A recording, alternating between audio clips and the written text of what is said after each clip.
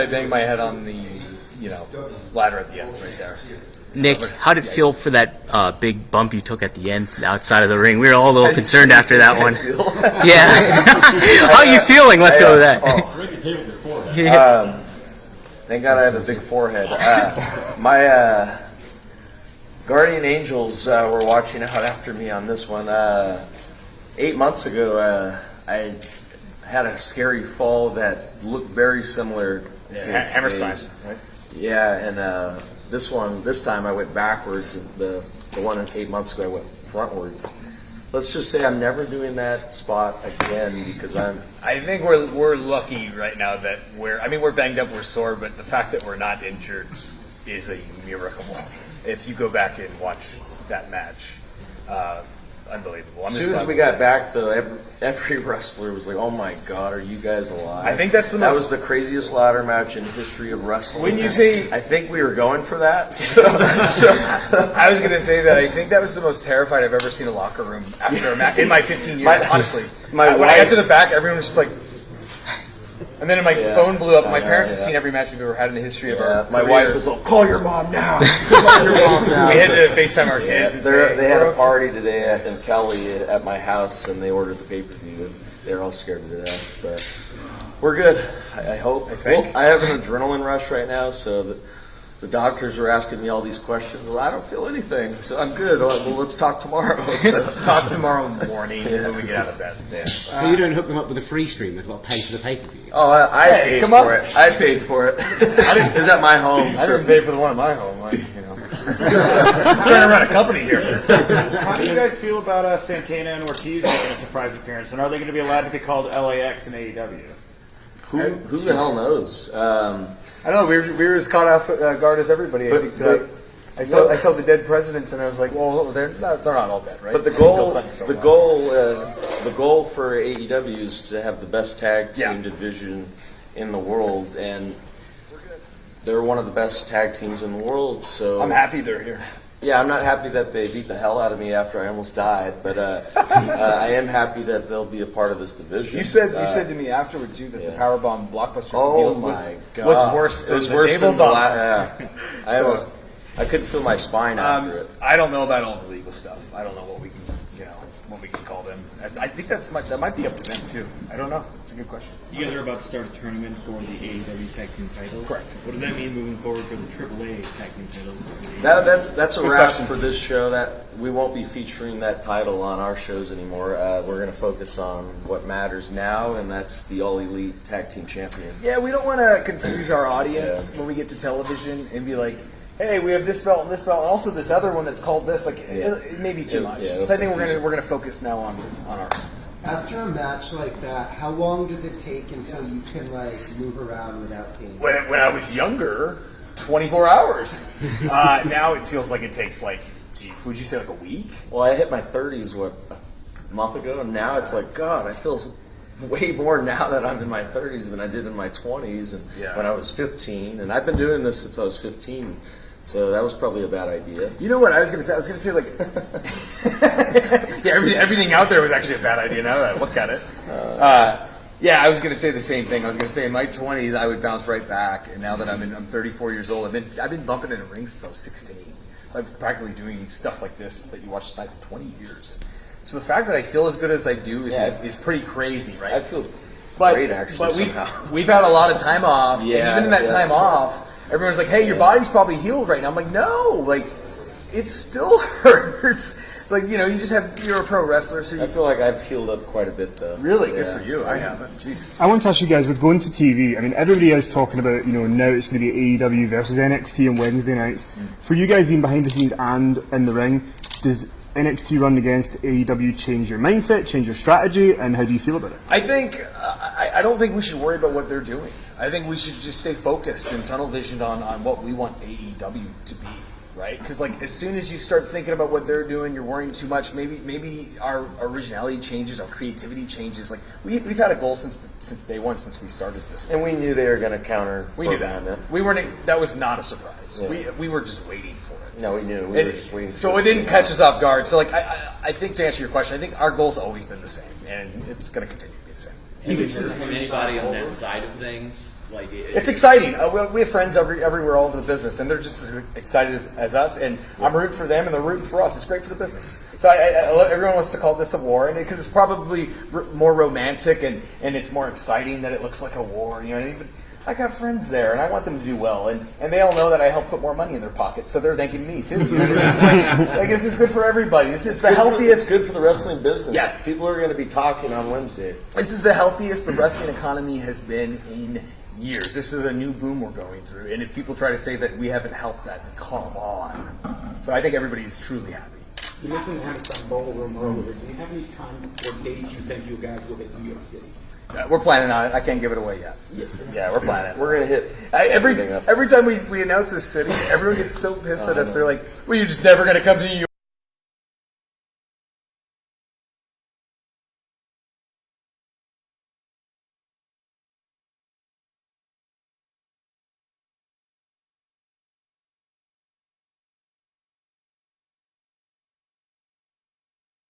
Okay, everybody, we'll get going here in just a second with WZ Daily. If you want more exclusive backstage interviews from StarCast, from AEW All Out, they're all up now at WrestleZone.com, as well on the WrestleZone YouTube page.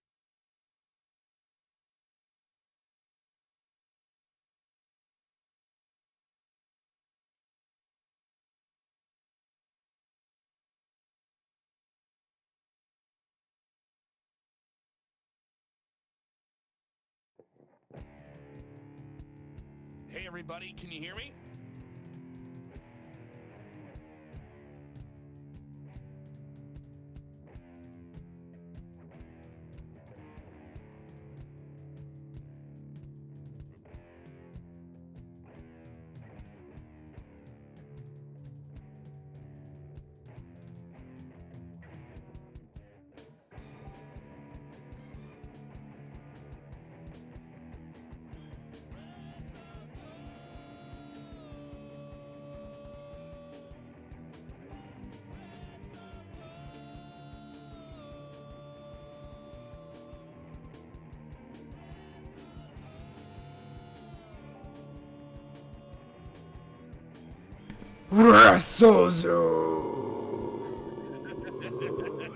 You went death metal with it there.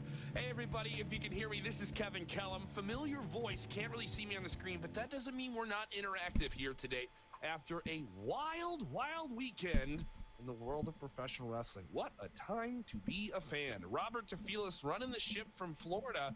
We're trying to do this new technology where we can stream to you on both Facebook and YouTube at the same time. So it's created a bunch of different challenges. But if you're with us on the podcast side, you're just hearing the audio crystal clear, baby. It's fine and good for you. So let's roll with it. AEW All Out, sold out at the Sears Center in the shadow of Chicago. It's not in Chicago. Schaumburg is like Jersey to New York, right? Yeah.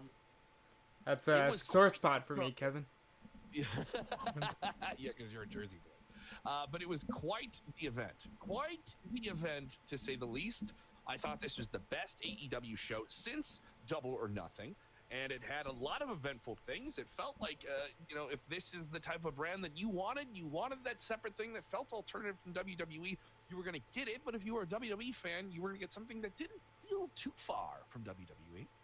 Yeah, I think All Out was definitely the piece de resistance of the weekend, even though Saturday itself was filled with many, many events, all of which were covered by the kick-ass team at WrestleZone.com. I think I can say that. It was so much. We had the CM Punk panel, which is going on simultaneously at the same time as the New Japan Pro Wrestling Royal Quest show. So Ross Berman, we were all in a hotel. So Ross Berman, who's our New Japan Pro Wrestling guy, he stayed back there and covered it. And then I had to do something for my radio job. So we had people like literally spread out everywhere in like a 3-mile radius.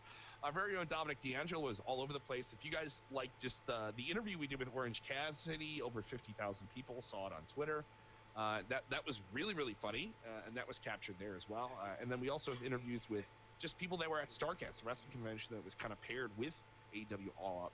And that includes interviews with Impact World Champion Brian Cage, Alicia Tout, Lorenza from the MLW was also spoken with. We just have a ton of content, so if you want to delve more into something you may have missed, we have it for you. WrestleZone.com and on the Facebooks and the YouTubes as well.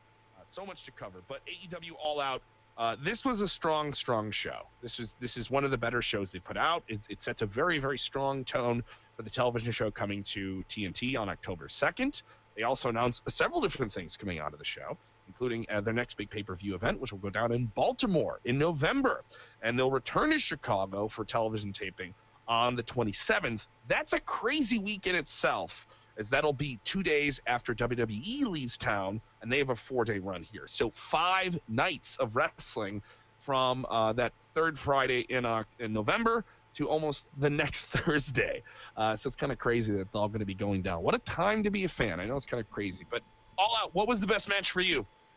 That effing ladder match was something else. that was something else indeed. Like, this was described to me. Somebody said, if there was just a group of people whose kink is just ladder spots and table spots, like, Yeah. this was it. This was by far the craziest ladder match I think I've ever seen, and I loved it. I thought, what a great match. That's not to say that Cody and Shawn Spears didn't deliver a hell of a story in their match. Great spot with Double A hitting the spine buster on Shawn Spears. Totally didn't expect it. I talked a little bit to Boss Man Bill about that. Like, we were both just sort of expecting MJF to turn heel, and then you get Double A. What a wild show. Yeah, they certainly teased it quite a bit. They certainly teased something like that quite a bit, and we didn't get it. And maybe that's something that delayed gratification in the case of MJF turning on Cody, but we didn't get it. A lot of other developments out of the show. That was a strong match, Cody and Shawn Spears. Big reactions for everything in the match as well. A lot of, some people said overbookery in a good way, because you had Tully Blanchard doing stuff, then you had Triple, then you had Double A, then you had MJF. You had a lot of moving pieces in a single match, you know? You know what I've learned? You've got the 4 pillars of the Elite, right? So it's Cody, Kenny, and the Bucks. And right now, it really feels like Kenny is just going out there and having a Kenny Omega match, the standard formula for whatever that is. The Bucks are doing their flippy dippy spots, which is always awesome. And Cody, I think Cody, because he's been on American TV since he was 22 years old, he ties it all together, and it always just comes off beautifully whenever Cody's in an AEW ring. I think you're absolutely right. In the ladder match, I think stole the night. I thought that was the most impressive thing. We had the Cracker Barrel Clash, which was just insane violence. Insane violence. I put up a video on Instagram, and I was joking about this, and I said, really, it looks like the 3 stereotypical dudes that are shopping at a Hot Topic, but these 3 tried to kill themselves. Tried to actually maim themselves at every turn. The match started with Janela and Alan tying Havoc to a chair and stuffing thumbtacks in his mouth. Like, what a wild, wild match. Fans chiming in here with live comments. Sean Smith said it should have been called Botchamania. I don't know about that, Sean. There was a couple of noticeable mistakes in the Omega Pac match, but I don't think it took away from anything. It didn't decry that match. That was a little bit of that match was great. I thought it was great, but it wasn't this 5-star classic that I think fans wanted it to be. You know what, though? I think we're getting used to what you're going to be expecting from certain people, and it almost made me go, well, they need a hardcore division. If they're going to keep doing that on their big shows, they're going to need a hardcore division. Other people chiming in here. Mike Garrity saying one of the best ladder matches I've ever seen with Lucha Brothers and the Young Bucks. Lucha Brothers victorious in that match. Ladder match, hands down, was best match of the night. That also saw the debut of the team formerly known as LAX in Impact Wrestling. This is something that people expected and got, and they appeared in the wearing the mass of dead presidents. They did not reveal what these guys will be called. I know the Bucks commented on that. But what do you think? Do you call these guys the dead presidents when you premiere on television? All right, so I think it was Excalibur. It was either Excalibur or Golden Boy. First, they said the Boricuas, and then they said Los Puertorriqueños. And I'm thinking it's going to be the latter. And I know Santana's changed his Instagram and Twitter handle to say PNP for Puerto Rican and Proud. So maybe they're going to go with that. I don't know. I don't think it matters. I think Santana and Ortiz are in AEW, and I think they just added another stellar piece to that tag team scene puzzle. All right. Some people tell me to turn my mic up. Well, hopefully Rob is way louder. Yeah, that's all right. Let's wait. Kev is good. You can be a little louder. Yeah, I'm turning you up as we go along here. All right, there we go. That's all right. This is a new system for us, guys, and we're working on, once again, doing the duality of this. I can tell you plans are in order for a live post show when this whole Wednesday night war business starts October 2nd. We will have live post shows at 9:05 Central Standard Time, 10:05 Eastern Standard Time, and we are working on coming up with a name for that show. Hit us up on Facebook. Hit us up on Twitter. If you're listening to the podcast, what do you want that show to be called? I've thought of the title of War of the Wednesdays, but I'm also thinking about getting away from the term war. I think there's something else there. So tell us what you guys think here. Back to AEW All Out, though. Overall, an outstanding show to attend. I was there. It was a really electric energy in the arena. There were some things that the fans live didn't feel, just in terms of live notes that I kind of wrote down. I thought the Casino Battle Royal was really, really cool, and people were into some of the stuff there. I thought they loved the Cracker Barrel Crash and all the different hyper-violence they got to see live. But I did think that Rio and Shida had a tough time out there. There are two characters that are very, very new, that are put in a very specific spot. And I thought they had a tough time and did not get the reaction that they may have been seeking. You also have Nyla Rose versus Rio now, set for that debut on television on October 2nd. They position that as the crowning moment of the first AEW Women's Champion. I don't know if you have two characters that are still in development with a mainstream audience that you want to put in that headlining spot. Okay, so I would like to, at some point, really break down the All Elite Wrestling Women's Division and who we know and all the potential players that we saw in the Casino Battle Royale. Quick note for me, I personally don't care. I've seen it twice now. I'm not a fan of that format. That format is a little clunky. It doesn't allow as many girls to shine as they would think. So I'm just not a fan overall. And I think the men had one, the women had one. We can kind of put it to bed for now. But as far as Nyla Rose, I think this is a tremendous move. She'll be facing Riho for the inaugural AEW Women's Championship. And I think while a lot of people are looking at Nyla and saying, Nyla's the one, Nyla's out front, Nyla's a star, I think Riho's getting that belt. You can tell a great story with that size difference, with the Joshi relationship, which Tony Khan has out and out said, these are going to be our cruiserweights. The cruiserweights of the 90s are the Joshi in 2019, and I think she is the one who is really going to set that division on fire. Other big things coming out of the show, Kenny Omega losing to Pac kind of surprised some people. The Young Bucks losing to the Lucha Brothers. Now, Cody was victorious, and Cody obviously made some great comments about how happy they were with everything. But you had a lot of the elite guys lose, and the biggest loss of that core elite group was in the main event. Now, they had a tough bill to follow. That ladder match went on second to last, and most people thought it was the best match of the night. But you had Chris Jericho taking on Adam Hangman Page, who made his way to the ring on a horse. And wow, what a reaction for a horse. We have confirmation via being the elite that the name of this horse is Hunter Horse Helmsley. Oh, come on. I'm not making that up. This is what they said. Yeah, I know. I watched it. I was like, come on now, guys. You're getting a little long in the tooth with these bits.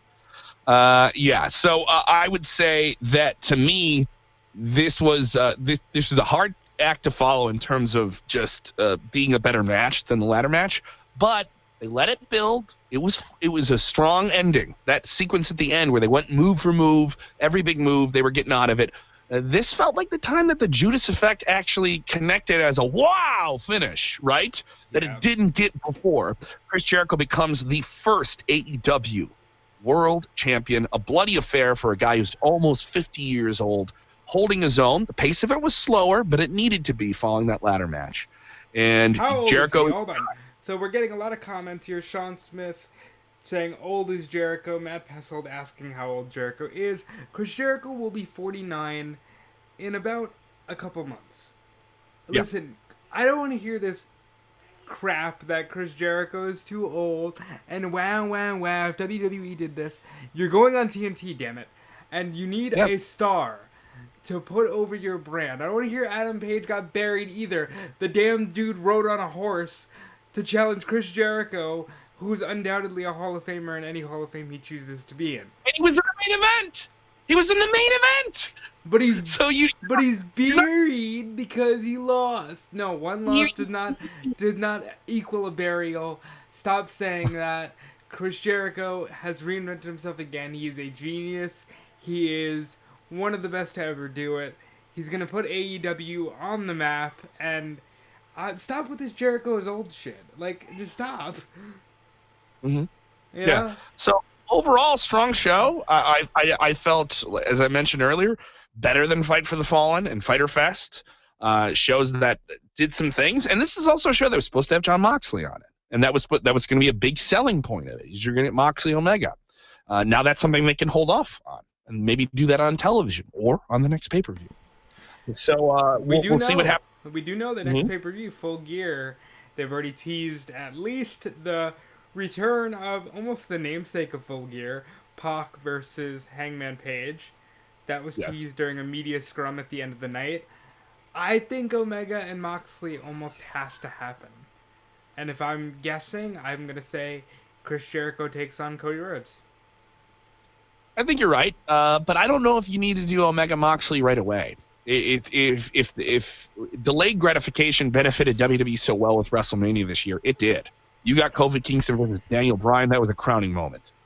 You could argue still putting Becky Lynch on at 12:30 a.m. Central, like Eastern Standard Time, to win the championship may have been a bad move, but you built to that for a long time and it paid off, right? Those are long, very satisfying payoffs, right? Mm-hmm. I think AEW could benefit from having their television as it starts be delayed gratification. Be something where you got to tune in every week to see how much closer that guy's going to get to getting that guy, to get to the match that you want to see, right? And also the tone of the pay-per-view, I think, is different in the sense of, I don't know if the TV shows can be like this every week. I don't know if AEW on TNT can feel like AEW on BR Live when they're on pay-per-view. And if you can keep that going, like where you're going to see lack of a better phrase, excuse my French, you're going to see some crazy shit. You know, you're going to see that Cracker Barrel Clash stuff. I don't know if you're going to see that on television. You know, I would agree. Matter of fact, Tony Khan, I believe it was during Fyter Fest after the Moxley match, was like, no, you're not going to see this on TNT. So he was very adamant about that.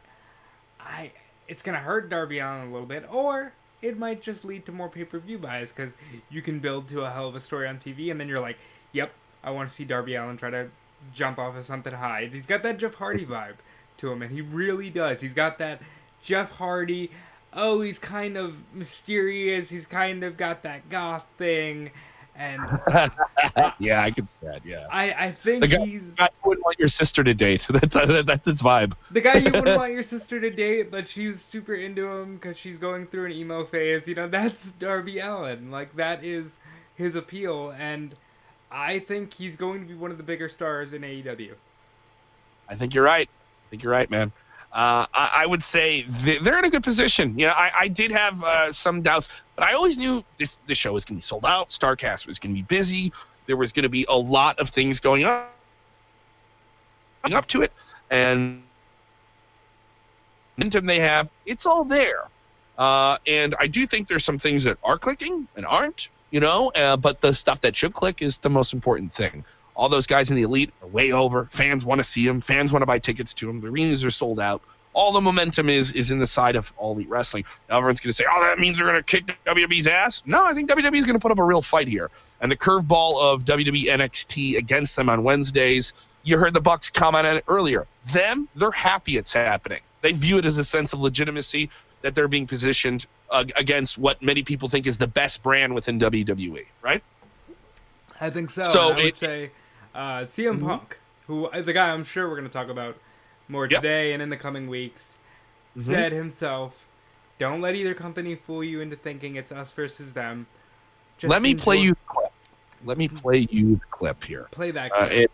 I didn't get to see this live. Not being in the room, it's okay. It was an issue.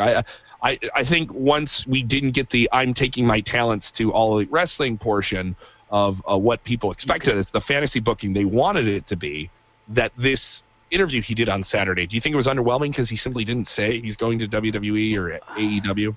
Well, here's the disconnect for me. I don't think they should have done it in the first 45 seconds. I think you took a lot of people out of the ball game when in the first 45 seconds he's just like, I'm going home. I want to go see my wife. And it, like, there, you lost that, oh my god, I'm so excited vibe almost instantly. But then CM Punk is a hell of a storyteller, and he's got a hell of a lot of stories to tell, and they're a lot different than the vibe that he gave 5 years ago on the Art of Wrestling podcast.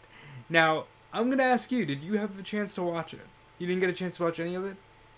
I didn't get a chance to watch it, but I know the main points that were gathered from it. We had people in the room, and I trust their take on it. Did you... Basically, this man was flabbergasted by the idea that WWE now allows wrestlers to call their shots and take time off. And he kept going back to that one point, even to the point where he joked, I'm going to go sign a full-time contract with them right now so I can immediately say, you know what, I think I need some time off. Yeah. We'll get to all of that new speculation about CM Punk. But yes, what do we do with this wrestling war, CM Punk? What show do we watch? Realize that you can watch all of the shit that's out there.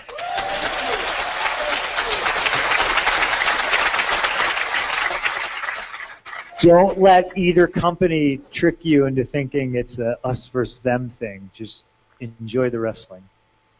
Whether it's WWE or AEW or NXT, you guys don't have to choose. You can fucking watch it all. That's rad. That's rad, dude. That's rad. Dude, what if he said, I enjoy wrestling? What if he just said, enjoy it? like he said came so close. If he didn't say the, I would have popped even harder, and I popped so hard.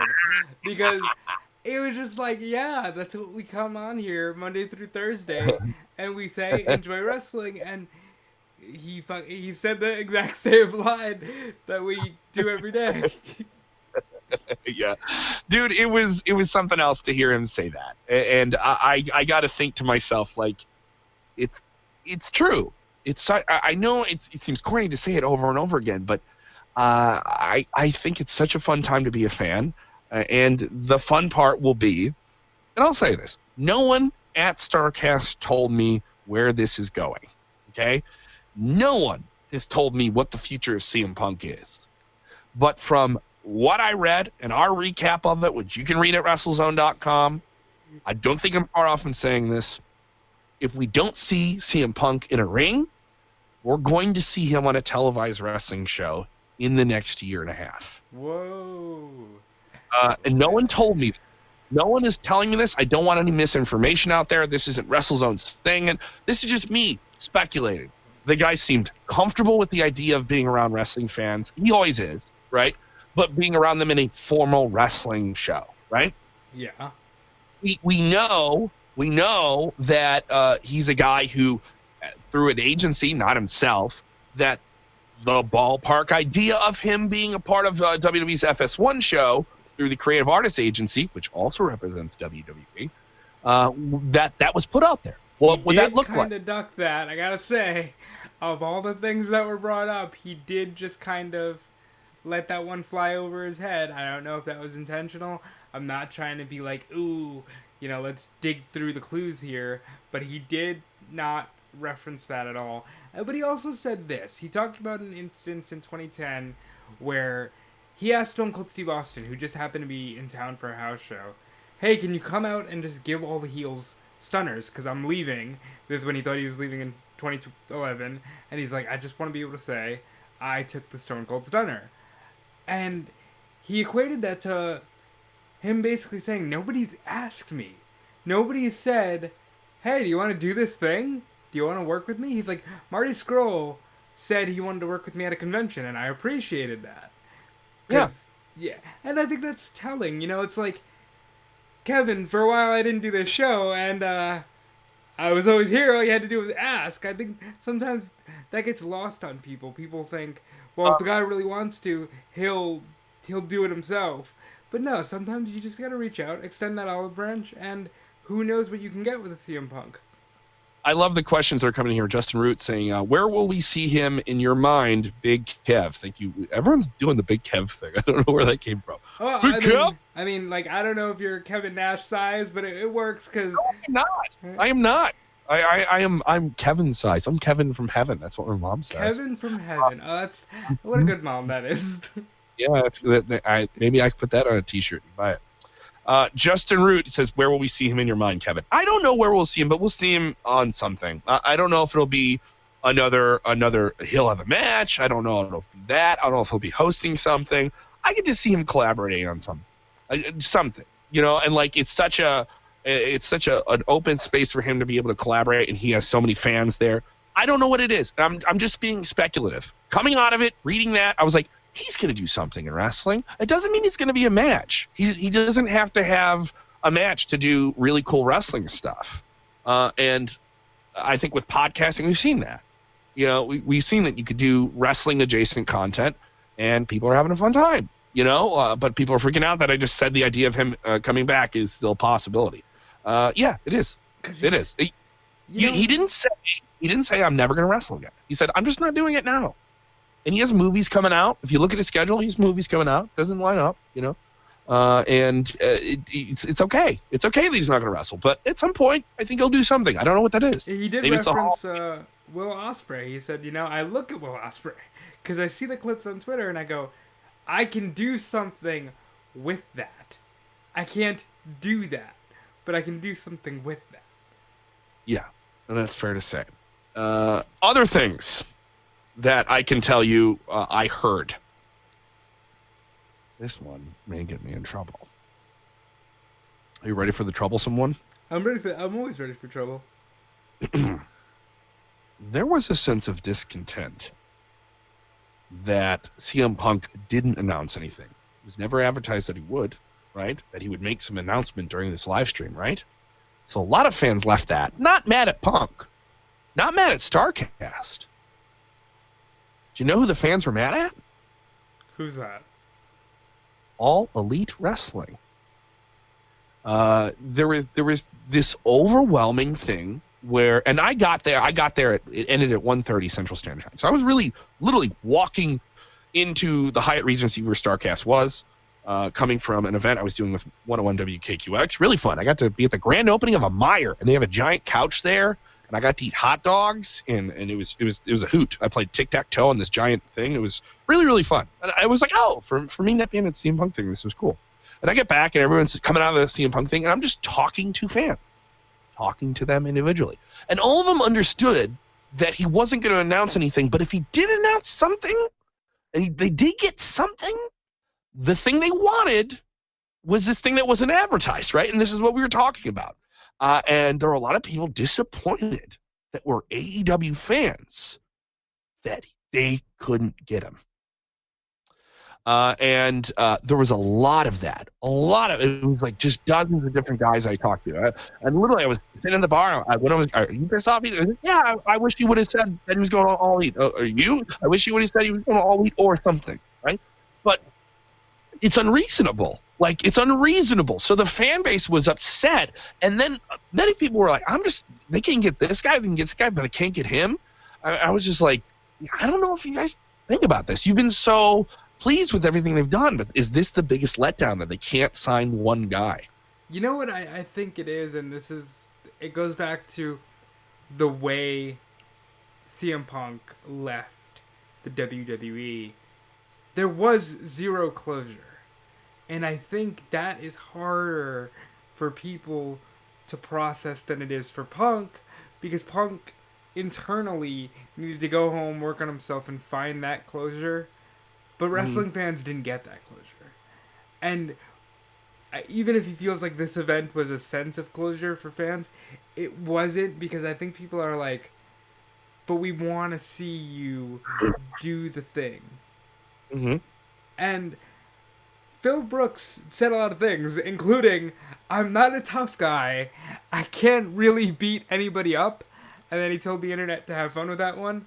And I think he's at a place of zen. You ever just have those people who go through some hardship, but now they're just like super chill and at peace? And that to me is the vibe CM Punk gave. Like, he's not bitter. He was just in love with the idea that people can ask for time off, and he's happy for Joe, and he just wants people around him to do good things and to have fun. And I think he's beyond the idea of wrestling until somebody approaches him with an idea that says, let's do this, and this, and let's do it for the fans. And that's when I think CM Punk will come back. All right, let's get a couple of questions going. Get your questions ready for our final segment of the show. If you're listening to us here live on Facebook or YouTube, you can fire off your questions there as well. I'll jump over to the YouTube page, and you guys can fire them off. Robert, you keep an eye on the Facebook if you can.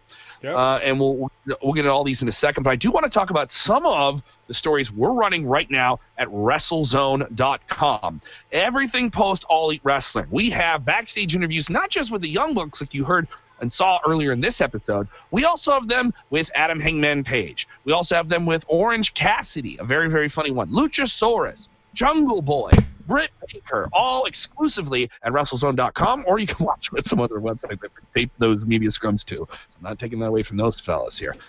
We have comments from Dean Malenko. So many stuff from All Out. All right, so many. All right.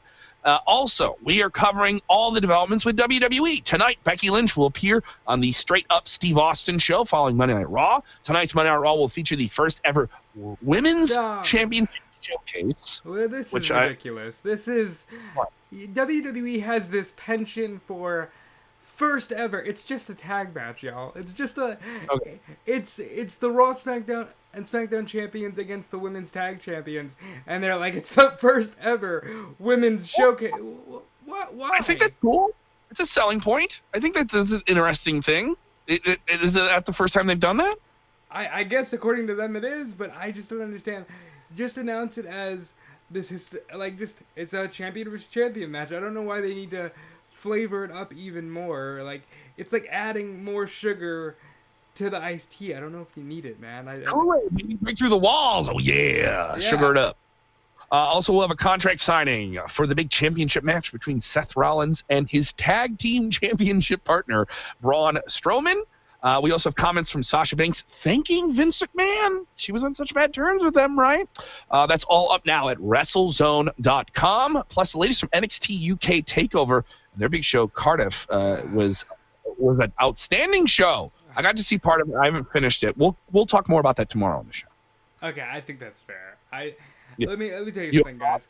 NXT UK Cardiff ran simultaneous for about the first hour with Punk, and there was so much wrestling. But I can tell you that match between Walter and Bate might have been my match of the day.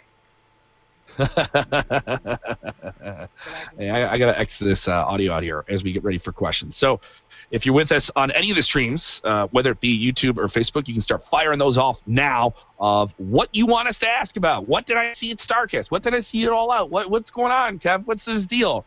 I want to hear about it. I want to hear what you think, because this is the most interactive podcast in all of professional wrestling, and there's a lot of them. And the fact that you're with us on this one live, I deeply appreciate. Other news we have, New Japan Pro Wrestling announced the full lineups for their 3 Destruction events. And the first bouts for the King of Pro Wrestling tournament as well. Another tournament to follow. A lot of action for them, and they'll be here stateside in September. Those events are selling well along the East Coast. So big stuff for New Japan. Big weekend for them. Just so much wrestling to follow right now, isn't it? Yeah, and I think it's only going to get more expansive from here, and it's exciting, it's exhausting, but it's so much fun, guys. And I really, all kidding aside, I know it's our bit, but I really hope everybody is enjoying the wrestling and enjoying the fact that we were in this prosperous time as wrestling fans. It's a good time to be a fan. You ready for questions, bud? I am always ready for questions. Let's jump right in here, going all the way up to the top of the stream. Mike, flip a pole. Kevin Rob, is Cass and Enzo going back to WWE? I read something if it was happening, they were going to NXT. Robert, you want to squash that one? Yeah, no, they said no. Triple H went so far as to say there is zero interest on WWE's behalf. He said that over the weekend in the UK while doing media. No, the answer is no. No. Yeah, he was talking to Talk Sport there when he made those He comments. said some stuff, man. He said he kind of took a shot at Dave Meltzer and said, how much stuff do guys like Dave report that just turns out to have no merit at all? He said Vince McMahon, in simple terms, will have zero interaction with the NXT brand in USA. I will play a clip for you right now. This is from Alex McCarthy at TalkSport. Did a great job. This interview is up now at TalkSport. Kudos for them for grabbing this right before NXT UK. Here's some audio of that. Fire up. Gotta love internet not being fun. Here we go. A couple of things with NXT moving to the USA Network. Dave Meltzer has been speculating again that he thinks Vince will have to get involved because it's going to be on USA. But to me, that doesn't really make sense what you've done thus far with it. And it's not like you don't have network experience yourself. Let's be honest, there's a lot of things that people like Dave say that don't make sense. Boom! Oh boy, taking shots, Paul. He just like from a business standpoint.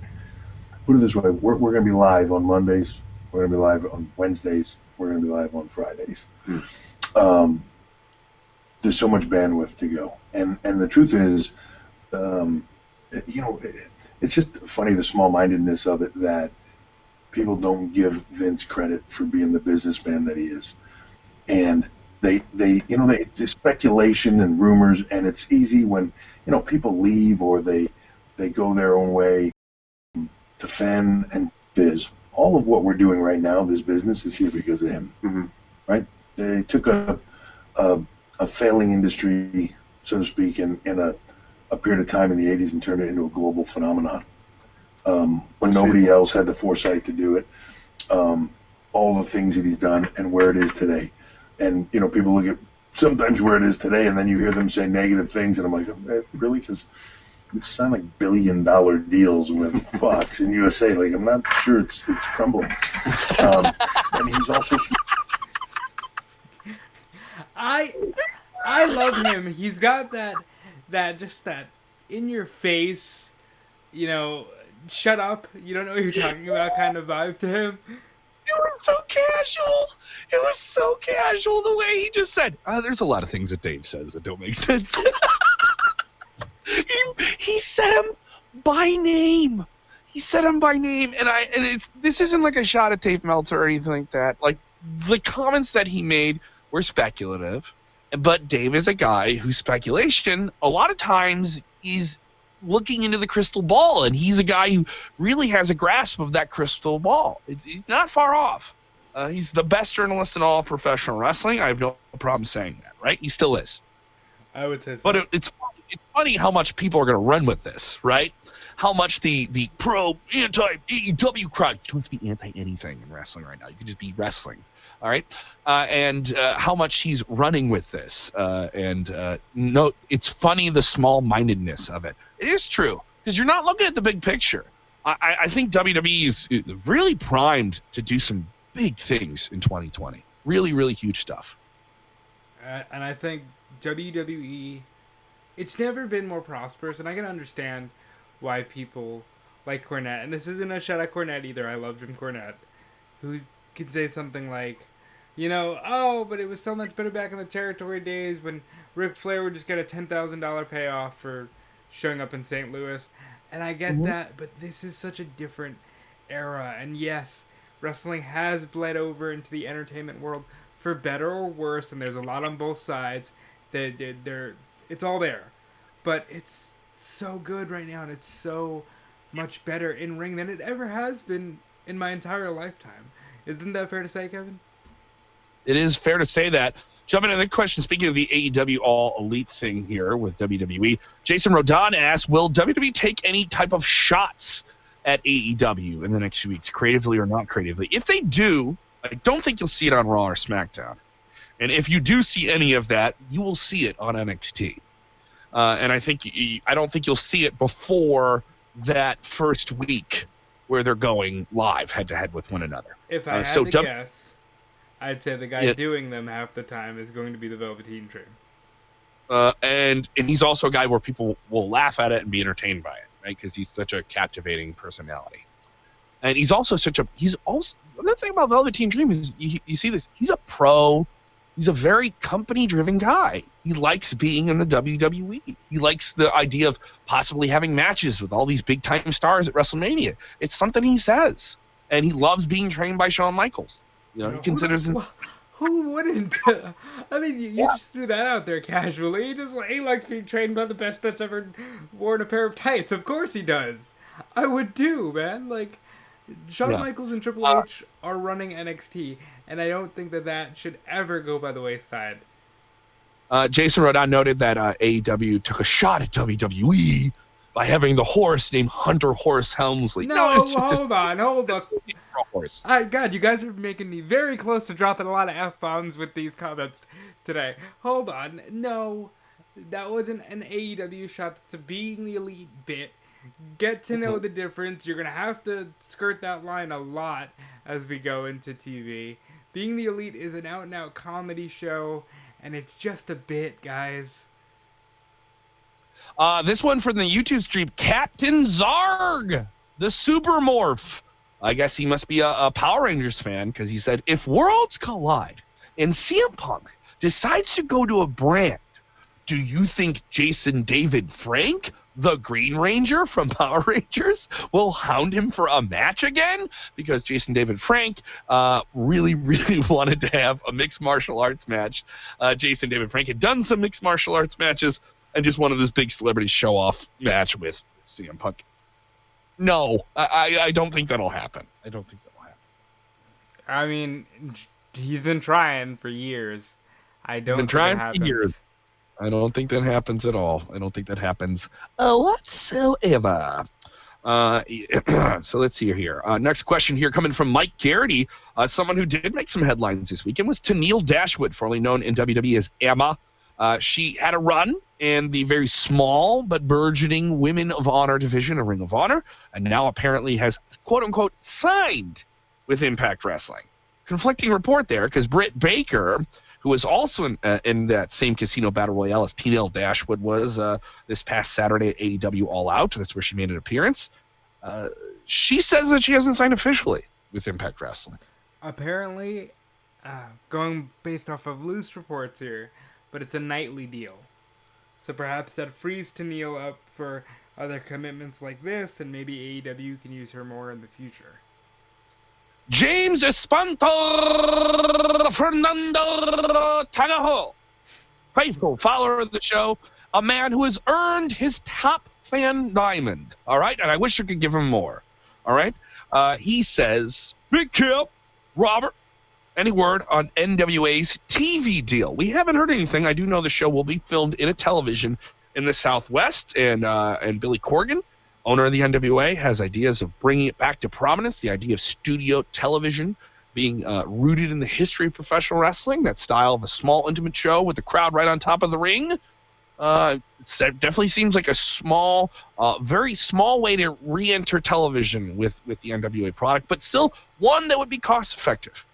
Well, the NWA will be filming just outside of the Georgia area, the famous, that mid-Atlantic area, in a television studio. They just put out a great video on their YouTube channel about it. It starts filming October 1st, because everything starts in October, guys. And October is this wild month.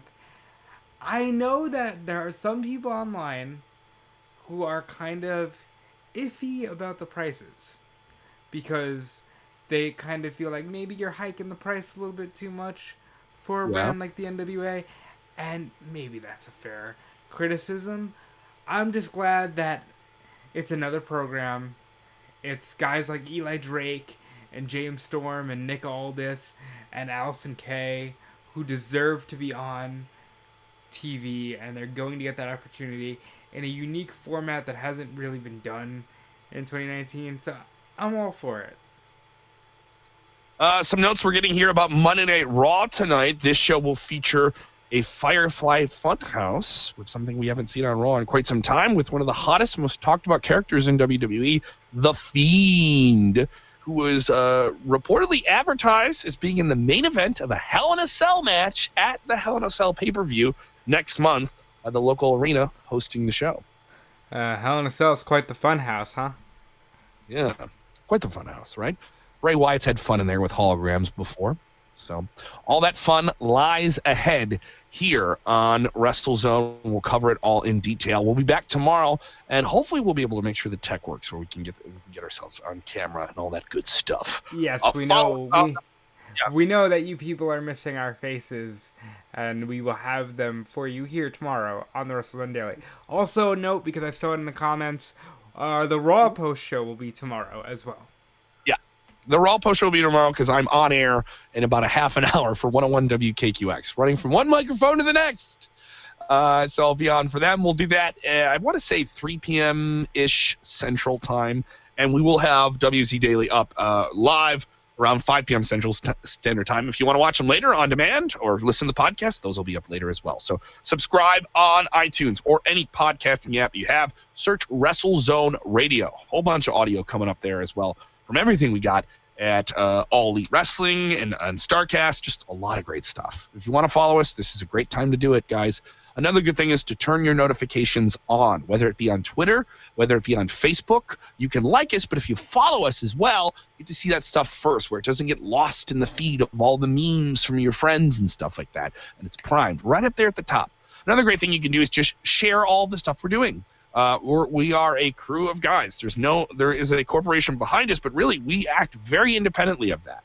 And the more you can help our stuff grow in a very crowded landscape of wrestling content, the better. Thank you so much for your support. I deeply, deeply appreciate it. I will be on stage this Sunday night at Reggie's Rock Room on the south side of Chicago with the great Marty DeRosa. You know him from all AAW wrestling. I almost said AEW. Know him as one of the commentary voices for AEW wrestling, as well as Marty and Sarah Love Wrestling on the MLW Podcasting Network.